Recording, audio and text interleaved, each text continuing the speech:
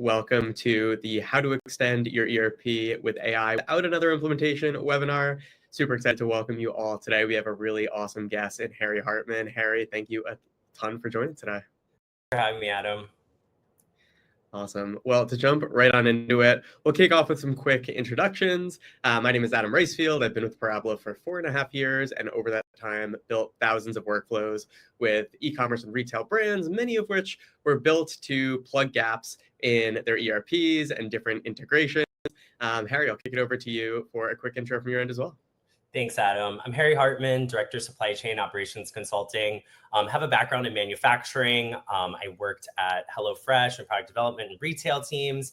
I ended up at Chewy doing some dropship vendor management, and then led fulfillment at a fresh dog food company called Just Food for Dogs. That's before I joined ISBA. ISBA is an operations and supply chain consulting firm. The biggest difference between us and a lot of traditional consulting firms is we are ex-operators. So almost everyone on our staff has actually done the job that we are advising people on. So we've worked in supply chain, we've worked in sourcing, et cetera, et cetera. We've worked in systems implementations as well. I actually joined ISBA for this reason, because I wanted to work with various brands and kind of use my experience to help them.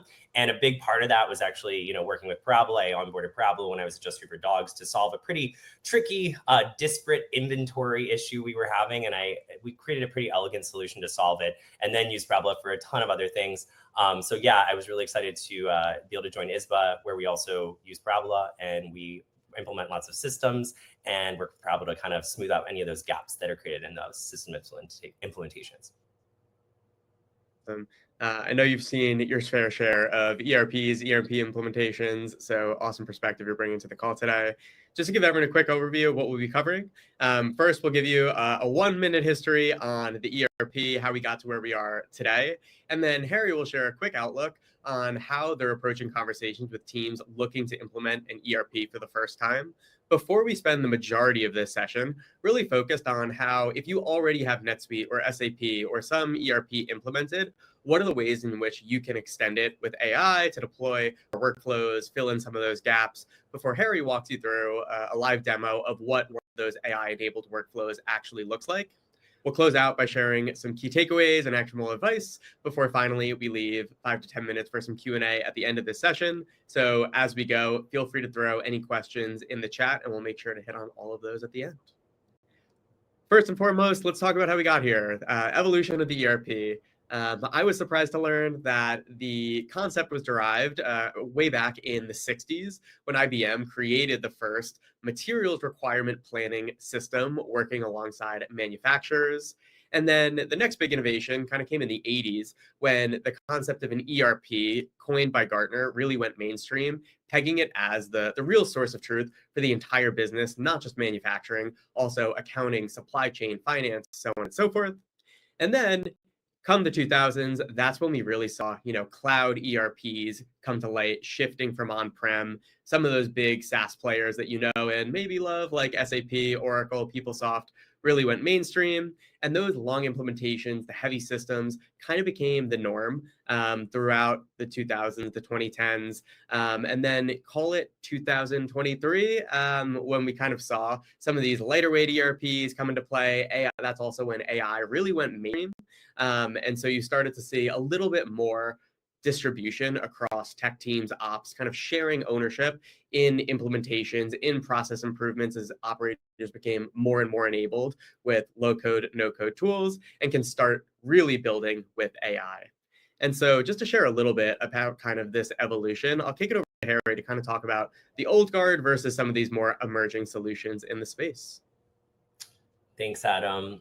So the old guard are really what you think of when you think of ERP. And I think a lot of people, even when they think of these names, they get a little nervous, especially CEOs or COOs who know that they need to maybe make a change in their business. They've experienced or they've heard really bad stories about just the long time to of implementation, also the long time to getting to ROI on these kind of tools. They're really great. They're meant for enterprise and they're meant for really end to end. So the biggest thing here is you're going to basically be looking at something. It takes everything from the very beginning of your process all the way to the end. So full suite of everything related all the way through to accounting and finance modules. I think those are some of the biggest difference between the old and the new. And also you're just talking, like I said, about a really long lift. It's also, they're generally very high cost. And they do require, consulting teams to implement them. They generally don't provide their own support for that. So you're really looking at a very large investment. And also you're looking at a lot of uncertainty and a lot of potential things that could go wrong, which I think oftentimes when people see these, they get a little nervous and they think, do we really need to go down that path? And I think emerging solutions have really addressed that kind of concern around ERP, because I think everyone knows they need it, but everyone knows that there's going to be that pain when you transition from spreadsheets or whatever you're using it for, or let's say you were using maybe a lighter ERP, or maybe you were even kind of running your business off QuickBooks.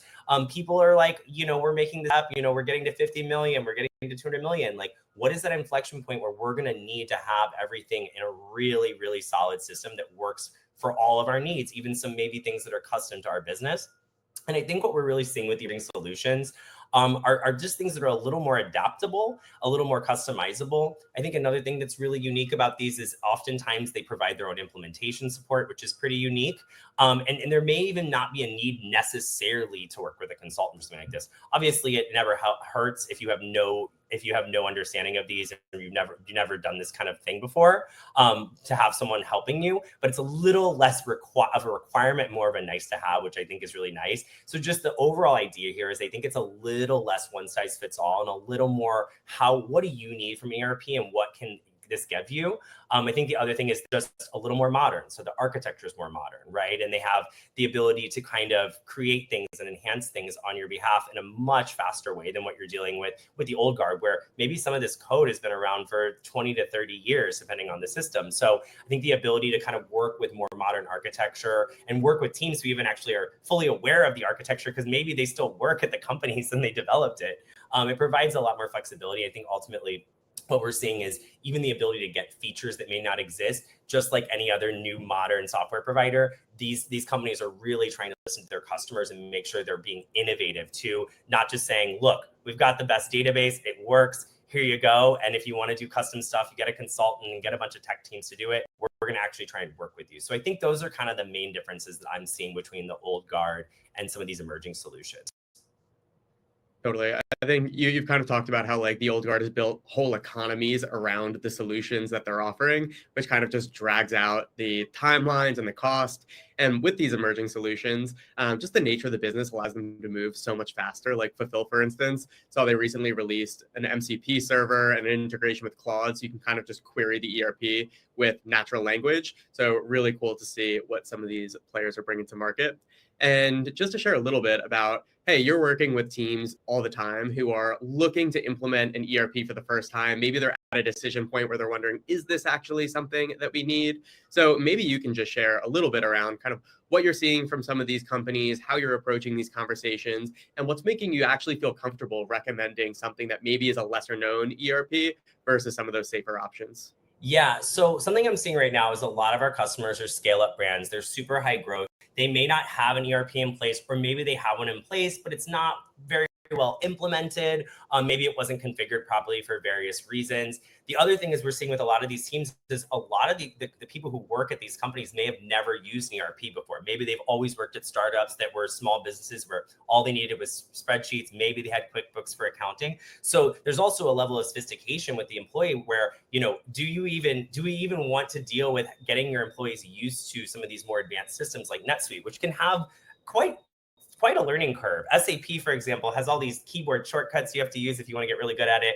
It can take a lot. I mean, they're great systems, but there is a learning curve. And I think that that's something, especially when you're with a high growth business, you want to be as efficient as possible, especially with anything that's not related to the core work, right? And that's what we're talking right here. We're talking about work that makes the core work better and easier and hopefully provides value. But at the end of the day, we don't want to be spending all of our time on the ERP system. We want to spend time doing our jobs, and the ERP system should get us to helping our jobs, right? So I think that's a big thing we're seeing is, maybe even a couple of years ago, anyone who was reaching that point of 100 million to 200 million, we're like, you need to go on NetSuite. You simply have to do it. And now we're getting to the point where we're seeing that some of these lighter tools, and nothing wrong with NetSuite, but it was more just that you didn't really have the option, right? And now we're kind of seeing that like even larger businesses that are looking to go to 200, 300 million are even considering staying with systems, for example, like Sin7, where, you know, there may have been a perception that Sin7 was really for smaller businesses and you couldn't scale with Sin7. And now, you know, Sin7 is adapting and providing more features, and the integrations that they have make it a really attractive option. And, you know, any of those things, I think it's a huge difference between where we were before and where we are now is I think people used to want to make sure that the ERP could do everything, right? As much as it could possibly do. And I think now people are seeing is, what is an ERP really for? It is a transactional system of record, right? So shouldn't we actually make the ERP maybe simpler? Maybe it has less customization and less really fancy bells and whistles, because at the end of the day, what are you using it for? You're using it as the source of truth for your basic data, right? And understanding what that is. And that's so important that even adding all these different things into it, I've seen how even in NetSuite, when you start to add on new channels and you don't implement things properly, you start to muddy all the data anyway. And then what was the point of it all? So I think people are seeing there's an appetite, especially as they're in this high growth mode, to have simplicity, right? And I think that's what a lot of these new ERPs really help achieve. And then, you know, to be honest, we're recommending Parabola as an add-on, right? Because we know that, you know, there are native features of these smaller ERPs that don't exist natively, but that doesn't mean that we can't create a workflow with Parabola and provide the same value. And the other thing with that is, even if, let's say, these workflows you had in your old ERP, legacy ERP, they needed to be updated, for example, let's say they were working great and they need to be updated, that could be a whole tech project. And I think the cool thing about, you know, what we're seeing now is we're to the point where we're enabling even operators, supply chain teams to actually create their own flows and actually create these kind of things that used to be tech driven before. So I think that that's really what we're seeing, and really just understanding that, you know, it might not be worth the huge lift legacy system if you can make it work with something like this and some add-on tools and other integrations that could even be out of the box. Totally. So I'm hearing that at its core, yes, we still need ERP to be that like core transactional system of record. You don't necessarily need to rely on tech teams for 100% of the customization that historically was required for ERPs, but maybe finding ways to enable ops supply chain teams to start bringing their own customization to processes, whether it's using AI tools, low code, no code tools to kind of augment ERPs without having all of that baked into the core system itself. Exactly. To kind of walk through what it actually looks like, we're talking a lot about like extending your ERP. Let's talk about what that actually looks like in practice. So let's first talk about kind of like the legacy approach. You have your ERP at the center. You have channels like your WMS and different sales channels that need to get integrated with your ERP. And ultimately, those are your core data pipelines that tech teams are usually owning, implementing, squashing bugs, making sure those work really well. Then there's this whole other piece of work, these manual ops zone processes that come into play to fill gaps, connect holes, build new reports, right? Things like reconciliations, where you're exporting CSV files and looking for discrepancies. You're generating reports by exporting data from your ERP if that specific report doesn't already exist. Maybe you're comparing ERP data to sales channels, monitoring for things like SLA breaches. And all the while, there are also these systems that maybe aren't perfectly implemented with your ERP. Think about data that you're getting via email, where you're copying and pasting data from a PDF into your ERP and updating records manually. And all the while, you're probably asking your tech team, hey, can you automate this ERP WMS reconciliation? Can we get this new report built in our ERP? But ultimately, tech teams are usually focused more on core data pipelines, core platform issues. And so as a result, a lot of these operational tasks kind of become low priority, especially since they're kind of considered the core part of your supply chain job anyway. And can't you just continue to do these things manually? And so when we talk about this shift, what we're really talking about with this modern approach is, yes, we still have your ERP at the center. We still have tech teams owning those data pipelines and getting your core transactional data in your ERP. But now, instead of those manual processes, we're talking about having AI-enabled workflows supporting those instead. You can set up live connections with your different systems without tech resources to automate things like reconciliations, maybe between inventory levels and various systems. You can automate a lot of those reports and dashboards that maybe don't exist natively or aren't perfect in your ERP, can automate discrepancy monitoring, and even do things like set up pipelines between your emails and email attachments and PDFs with your ERP by using AI to do things like extract key information from PDFs and automatically pipe that data straight into your ERP. And I think one of the most enabling pieces here is you're actually getting to own your backlog and these improvement opportunities all the while. If you decide that LA reporting is high priority, well, then you can go and build the AI-enabled workflow to bring that to life without having to wait in kind of like months-long tech backlog. Harry, I know you've kind of like seen this shift. You've felt it at Just Food for Dogs. You've been part of building these workflows. Anything you'd kind of add to that shift or the empowerment it brings? Yeah, I just think the empowerment aspect is huge. I was in this situation. I've been in this situation multiple times where you're in supply chain and they're like, that's your job. Do the buttons, click, click, click, like do the manual work. And it's like, well, yes, it is our job. But at the same time, we have so many other things to be doing. And anytime you can get an employee out of that doer and up into that more strategic mindset, you're creating literal value with the same resource that was doing robot work, right? So I think that that's really what this is about. But then it's not just about creating value for the organization and for the team and for the manager saying, wow, look at my resources. They're so efficient. It's also, do those resources want to work there? Do they enjoy their work? Do they enjoy their job? And I do feel like the thing you're talking about, the ops backlog, is huge. And especially when you're a lower level employee that doesn't have very much influence and they can't really be the one in the room, fighting with tech and with other people for resources on these projects and for prioritization. And also, I've been in the room. Those prioritizations often very much focus on finance and marketing, customer facing initiatives, because those are the most important things, right? And our jobs in supply chain we're just supposed to do stuff and figure it out, right? So why do we get the tech resources? So I think this is just a really important call out. And I think there's even, an employee retention aspect here, making people's lives more enjoyable, their jobs more enjoyable, and also empowering your team to be creative and to come up with solutions on their own and not feel like they always have to go to get approval. And it becomes this whole lengthy process of approvals and prioritization when what you need to do, what's causing you the most trouble in your day. So to be able to actually understand, have the ability to fix those things and have a tool, like a low code tool where you can do that, I think it's just really important and really powerful. And I just think from the standpoint of just that alone, it's important. So. Totally. Some of our favorite stories are the stories of how much basically NPS for employees has improved because they're getting away from a lot of that super manual work.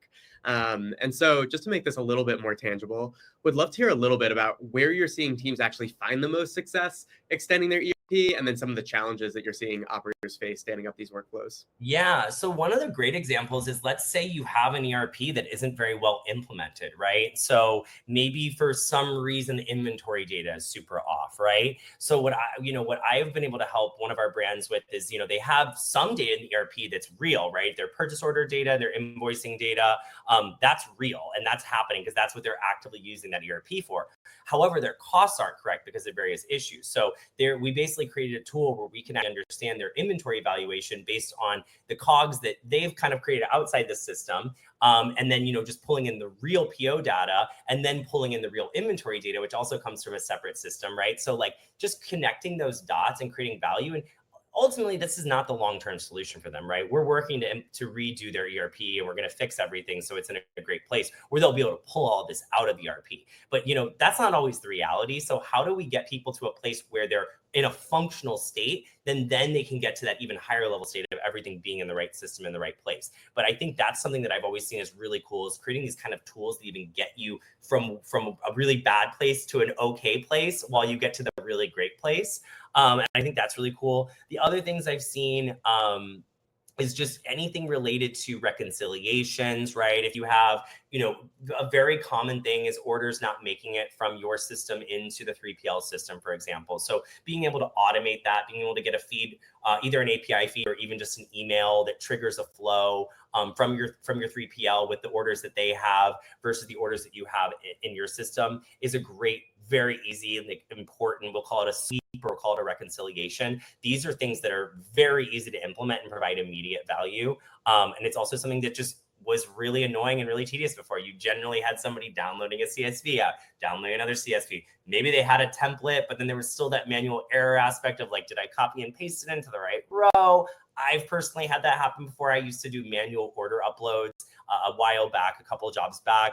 And I had to upload them into the 3PL system, like basically download them out of one system, upload them into the 3PL system. This should have all been automated by EDI, but it wasn't. But even that could have been a really good use case for a Parabola at the time, where I could have just made that automated. And because there was one time where I fat fingered it, I copied and pasted in row 2 instead of row 1, and then all the orders were off, all the information was off. And I mean, we had a material customer issue because of it. So I just think, yes, these Excel tools work, right? But there's always that day when someone makes a mistake, and then all of a sudden you have this actual issue. Now you have to fix it when you could have just created a very simple automation with a no-code tool. So yeah, those are some examples.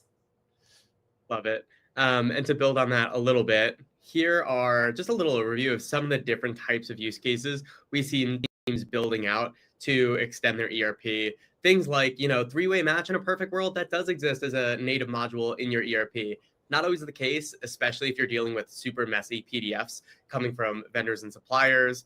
We see a lot of, as Harry said, reconciliations, whether that are inventory reconciliations, reconciling orders across different systems. See things around auditing, whether it's freight and parcel invoices, 3PL invoices, just hopefully kind of seeing this kind of represents the scope of everything you might be doing manually today across spreadsheets, emails, PDFs. And on the finance side of the house, seeing very similar things, whether it's automating a lot of the processes that lead up to actual month-end close, preparing your journal entries, booking accruals, reconciling cash, doing all the things that really slows you down, makes it harder to close the books quickly, and ultimately results in a lot of the own work where then at the end of the month, you're trying to figure out how did we actually get to this value, working your way back and kind of slowing down that process. And just to make this a little bit more real, Harry, I'd love to kick it to you here to walk through a little demo for everyone. Sounds good. All right. Can everyone see my screen, or is it still loading? All right, there you go. You are good to go. All right, so here is just so everyone knows, this is Parabola. If anyone's not familiar, this is a flow that we're calling alerting for PO delays. Very simple language. And basically what it does at a high level, and I'll zoom in because I know it's a bit small, but I just want to show you the overview and then I can kind of zoom into the pieces. Basically what you're doing is you're pulling data, let's say from NetSuite or any ERP system. This is actually just a CSV. So it could be, this is a very generic one where you could just say it's a CSV, basically orders. And at this point, it's all orders in your system. Could be a date range. That's up to you, of course. And the next input is an update from your supplier. So this kind of assumes that you're getting regular updates on your open orders from your suppliers. They're going to be sending it as an email. And basically, you would give them the email address that's associated with this flow. Whenever it's received, it would be ingested by this flow into this database. I'll zoom in a little bit and explain the steps in a little more detail here. So let's start with the pull PO data from NetSuite. So this is as simple as a CSV. Do you want to know that there is a native integration with Parabola and NetSuite? So if you had a saved search, for example, you can easily pull that in and keep it even more live than the CSV and also less manual, which is awesome. But this is a really easy way to do it as well. If you're comfortable just downloading a CSV out and uploading it in, very easy. What we're doing here is we're just standardizing the headers. We're editing the columns to make sure we're basically taking out the things we don't need from the report. And then we're just formatting the ERP date columns so they're consistent. The next thing is we're just filtering out any that are already delivered, right? We just want to see the open ones. Those are the ones we're concerned about. So pretty simple there. The other input is those PO updates from the supplier emails. So you're getting that CSV. And then I think the thing I really want to talk about is this is something that Parabola is doing that's relatively new. The wonderful world of AI, they're fully part of it. And they've created these amazing AI steps that take something that could have been, 5 to 10 manual steps and turn it into one easy step that uses logic and reasoning to make just really what you want really easy. So what we did here is we actually are standardizing headers with AI. So we're saying values to standardize. So PO number. So basically anything that says PO number like this, purchaser ID, PO number, it's going to standardize this PO number like this. So basically, like, let's say we have 10 different vendors, they all use different terms for the same thing. This is where we're basically, we're standardizing that before it even gets into the rest of the data, which is super nice. We're not going to wait till the end. We're going to do it up front. We're doing the same with confirmed ship date and the production status. You can see if anything is ship date, confirmed ship date, updated ship date, departure date, do it as new confirmed ship date. And obviously you can update this based on what your data is, right? Like you're going to know the reports you're getting, you're going to know the fields and what they need to be. So this is where you can add all this in, and the system is going to be really smart and actually understand that and update it to these standardized headings here. So after that, we're just literally taking out data we don't need. So we're just keeping PO number, new confirmed, and new production status, because that's all we need. We have all the other data here, and then we're combining it right here. And just so you see how that works, we're keeping all the rows, and then we're keeping only matching rows in our other input, which was the supplier information. And then we're matching on PO number. So super simple. This is basically an index match or a VLOOKUP in a really elegant way where it's just combining the tables, as they call it. After that, we're going to use another AI step, another thing that would have been potentially multiple steps back in the day, only honestly like 6 months ago or 4 months ago or whenever before they launched their AI features, which we love so much. And what we're doing right here is we're just doing an identify delays. So I think this is something that's really cool. And this is where the AI gets really fun and where it becomes kind of like a Claude or a ChatGPT, where you're conversing with it in a way, right? So we've actually put in plain language, someone actually wrote this, we need to identify delayed purchase orders. So we're telling it what we need to do, like why we're doing it. And then we're literally saying, follow these steps. Create a new column called shipping status. Compare the original date to the new confirmed date. Print the shipping status following these rules. The new date is after the original, print delayed. If the new date is the same, on time. So really simple. And then if no date is found, say in production. And then what's really cool about their AI is it's actually going to take this plain language and convert it into logic. So you're actually seeing how the AI is thinking about it and how it's translating it into actions.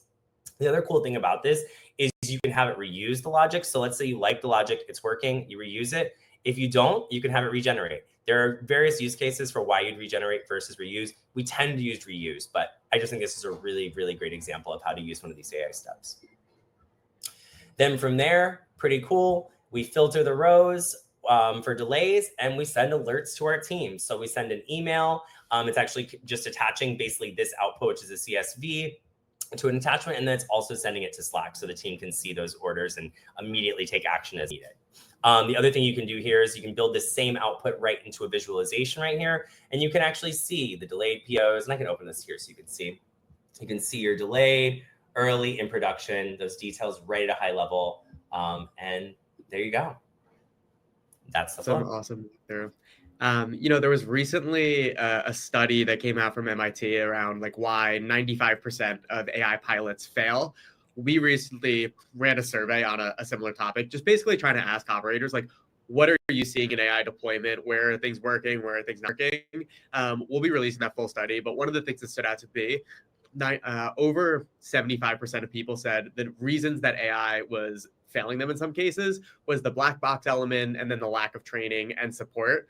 One thing that, as you connect custom transform step, with things like the logic summary, trying to take away a lot of that black box element where you can really like see exactly how these workflows are working.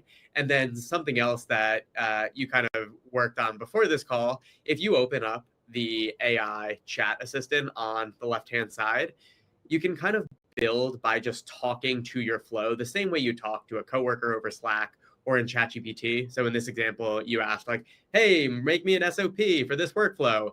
And then it totally fleshed out something that you could easily paste in a Google Doc or with your team. Ultimately, they can also open the flow and kind of just walk through it and have visibility into the process actually working. But ultimately, this kind of chat is going to build you a task list, execute tasks one by one, and actually help you build that flow to kind of get rid of a lot of the pressure that comes with like learning a new tool, deploying AI for the first time, to hopefully make that whole learning experience a whole lot faster. Awesome. Well, thank you for the walkthrough, Harry. I'll go ahead and share one more time here. We'll round out with some takeaways and actionable advice as Harry kind of talks through some of these. I would encourage anyone to throw questions in the chat at this point, and then we'll get to those in just a few minutes here. But first, Harry, I'll turn it over to you to talk through some of your takeaways here. So I think the first one is I've interacted with a lot of people in my career that are like, we don't want an ERP. We don't want to deal with it. We don't want to deal with the mess of it. Our spreadsheets are working just fine. Well, that may be the case. There may be a point within the next 6 months to a year where your spreadsheets are not working fine. And what I've always seen is, if you can at least employ something that's very simple, it doesn't have to be the Rolls Royce of ERPs. It can be something very minimal. And also the cost is not super high on those. I think that the value is there, and also the confidence in your information is there, right? Just to know at the end of the day, what is an ERP? It is a transactional system of record. So don't you want one system that isn't a spreadsheet, or maybe an export from your 3PL on inventory that you own, that you can feel confident in? I think that's one of the biggest things here. And I think that's where, I think people need to be less afraid of ERPs and more afraid of the things that can happen when you don't have them. And I just think it's really important to have a place that stores your data that you can't adjust. You can't have someone go in there and fat finger or delete. Obviously there can be issues with that, like anything. But I think the biggest thing is like relying on exports from a 3PL for inventory, for example, and not having your own backups. It's so risky, even if you trust them, even if they've done a great job. That's just a really good example of where having an ERP, I think, is really important, and not just storing it in historical Excel docs or Google Sheets. Yes, and we discussed this earlier, but I think the biggest thing is like, I don't think you should pick an ERP based on it having every feature you need for right now or the future. I think there are some really attractive options out there that may not have everything you need, but then you can supplement with tools like Parabola. You can supplement with other integration partners to get what you need. And that also allows you to plug and play, which is really nice, right? You're basically committing to say, this is our main transactional record. It's gonna store our product data. It's gonna store our POs, our invoices. It's gonna store our sales orders. It's gonna store inventory, and it's gonna store basic accounting stuff. But and cost of goods sold, right? Like those things are really important, and also things that can be automatically generated by even the most simple ERPs, which I think is huge. But maybe it doesn't handle the full accounting, and you have to get QuickBooks Online or something like that. It's not necessarily going to have tax software, right? These are things that you get through third parties, but they might integrate really nicely. So I just think it's thinking about a little more holistically about your tech stack and realizing that, yes, at the core, you want this ERP to be the main kind of brains of the operation. Everything should be going through it and flowing through it. And that's ultimately so you can use it as a core system of record, and ultimately so you can use it to report out of. And, instead of having, to connect all these disparate systems for your reporting, you can actually just report out of one system, which there's a lot of value in that. And then, of course, you're going to always be connecting to other things. And I think that's, again, where low code tools come in, is that like your business is moving, it's evolving so quickly. I think this is a huge point of the whole. It doesn't need to cover 100% of your requirements by itself. Do you really want to commit to a system that covers 100% of your requirements to yourself when you don't even know what your requirements might be in the next 3 to 6 to 9 months? I think that that's like something also about this. It's just thinking about being as nimble as possible. Yeah, and I would say, understand why do you need an ERP, and what do you need to solve based on what are you dealing with a lot? What are the things that are causing your problems all the time, right? For me, when I was, a couple roles back, I was having this major inventory issue.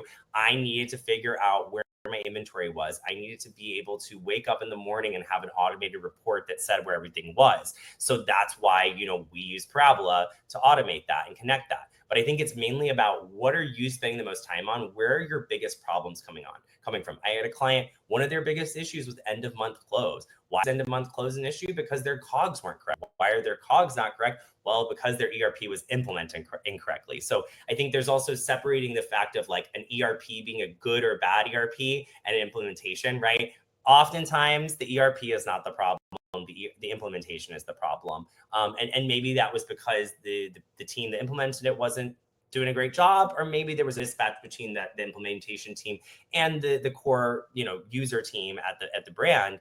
But I think that that's a major issue that we also need to just make sure we're being aware of, is that like, implementations are a huge part of this. And I think just making sure that you're set up for success from the beginning, and also listening to, let's say you have a consultant or an implementation team at the ERP, really listening to them about what they recommend and not trying to force processes that may not work. A lot of times these things are actually, a lot of things I've seen where implementations don't work, it's because the processes aren't correct. And a lot of times like ERPs are really supposed to follow proper business processes. So I'll say it again, implementation versus ERP, and also business processes versus ERP. These things can get confused sometimes, and oftentimes it is the business processes that also need to change to fit with ERP, because the ERP is actually designed for the proper accounting, approved processes. So, yeah. Awesome. Appreciate you running through the takeaways there, Harry. That was a great overview. We'll transition here to the Q&A portion of the conversation. We do have some questions in the chat, so I'm happy to take the first one here around what about dashboards? Is it possible to better visualize your data or the results of the workflow in there? Let me go ahead and share a new tab here. And so this is an example of an OTIF reporting flow here, where we are pulling in data from various sales channels from our wholesale partners. And then we basically want to get visibility into our OTIF rates, our in full rates, so on and so forth. So this is an example where you can actually see how we're pulling in the data, transforming it in the same place that you're visualizing your results, which I think is usually not the case when you're looking at a slide in a board meeting, but there's questions about like, how did we get to that final spot? Here, as I zoom in, you can see here we're building visualizations where we can, for instance, track total OTIF rate across our different suppliers. We can have kind of like pivot table-esque views where we can see high-level overviews, but also get more granular into specific data points. And then also can have full dashboard views here, where this is likely the thing that you're sharing with your team so that everyone has visibility. They can toggle between the actual workflow and the end result to understand how we got there. Harry, I know that you've built your fair share of visualizations, dashboards, and Parabola. Maybe we'll give you a second to speak on that as well. Yeah, I think the dashboarding capabilities of Parabola have just gotten better and better. They've been out, I don't know, Adam, you correct me, but I think they've been out for at least almost 2 years now. And I've just noticed like every time I go in to do a new dashboard, I'm like, oh, they have this feature now, or like, oh, they let you do this. Previously we were honestly using Parabola to transform the data, and then we were taking it into a sheet and then having Power BI access that sheet to our dashboards, which is also a great option. Like, I want to make sure everyone understands, like, all of this is so agnostic, right? Like, if you love Power BI, then make the data table with Parabola, use it to and then output into Power BI, because that's your tool. But a lot of times these more light dashboards, they can run right in Parabola. And I just think it's really cool. You can show your dashboard. You can even give access to the canvas where you can have people go in and understand a little bit better what's happening behind the scenes, or you can just display the view. So yeah, I've seen, I really appreciate the improvements you guys have made to the dashboarding, because it's nice. It's always nice you don't have to take it out into another tool if you can avoid that. Totally. Love it. Next question here is from Kevin around what AI enhancements are on the roadmap that we're most excited about. I'll share a little overview of kind of how we've deployed AI in Parabola to date to kind of frame this. So the 3 main categories that we have kind of baked AI into the product. The first is around how you actually build flows. So being able to just type in plain language, help me build an inventory reconciliation. And within the last week, we've deployed updates to the chat so that it's a bit more agentic in the sense of, you say, I want to build an inventory reconciliation. It's going to build a task list that says, all right, I know to build an inventory reconciliation, we need to pull in data from all your different sales channels. We need to clean it. We need to combine it based on SKU. We need to do all these things. And then it's actually adding steps to the canvas. So this is a big focus area for us, baking more context into the AI so it understands for some of these really niche ops supply chain finance use cases, what are those set of tasks and how do we get smarter steps onto the canvas faster to streamline a lot of that building. The second category here is around ingesting data, particularly messy data. So we've made some big improvements around pulling in data from email bodies, attachments, PDFs. We're also working on making it really easy to connect to APIs with AI so that we as a team will be able to deploy new integrations in a matter of hours for a whole bunch of different tools to speed up that development and allow customers to connect to really every single tool in their stack in a really easy way without being an expert on APIs. And then the third category here is really around transforming data. So we really believe if you know how your data should be transformed, you shouldn't really need to know any more technical skills than that to be able to actually bring that transformation to life. So that looks like continued investments in things like our custom transform app, where you can just type out instructions and we use AI to generate code to transform your data. And then also improvements with a lot of these other steps, whether that is using a categorize with AI, standardizing your data across different suppliers to ultimately clean a lot of that data a whole lot faster.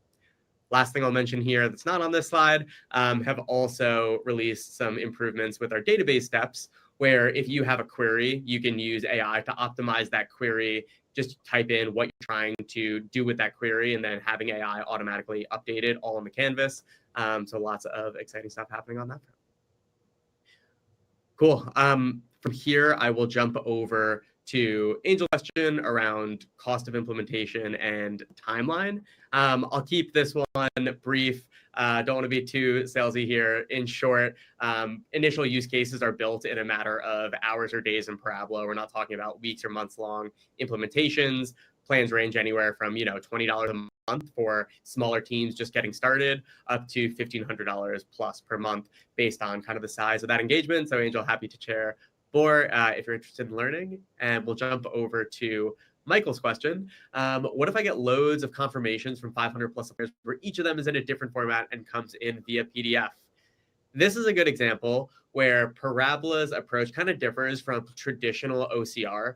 We're not doing something where we need to map specific fields to specific sections of our PDF and need a million different formats for every different supplier. We're using a bit more of an AI forward approach here, where we're just typing in plain language what we'd like to extract from a PDF.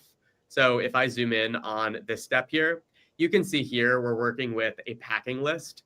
This here is called product description on this PDF. In another PDF, it might be called product title, product name, item description, so on and so forth. And so here you can kind of just type in plain language instructions for finding the values on a PDF, provide example values. And so this is taking a bit more of a nuanced approach to parsing PDFs, where if you look across, a dozen of those supplier formats, you can look for trends in how things are being described, bake a lot of those instructions in. And so I'm not going to sit here and say, yes, one PDF parsing step is going to parse 500 different variants, but at least this is going to cover a large percentage of those by baking in as much context as possible into these steps specifically.